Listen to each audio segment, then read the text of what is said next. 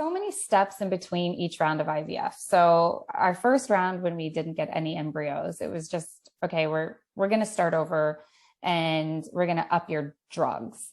So they just tried a different set of drugs on me. My second round of IVF, I got OHSS, which is ovarian hyper syndrome, where my ovaries got enlarged and I ended up having to be hospitalized. And that was not fun. And that's a side effect of IVF.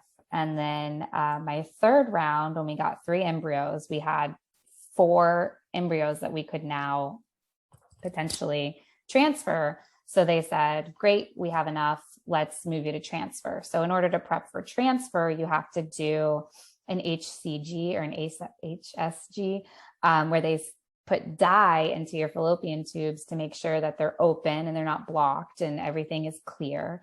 And then after that, some people might go through more testing just to make sure that their uterus, so like if there's any scar tissue in the uterus, they'll take that out. Fortunately, I didn't have any scar tissue. And then they moved us to transfer. And then for transfer, you have to do all the testing, and then you have to do all the blood work, the checks, you go in and they stick a wand up you and they check your ovaries and they check if you're ovulating. And then, you do that. And by the time you've been in there for a year, this is a year process for me. It just kind of became old hat.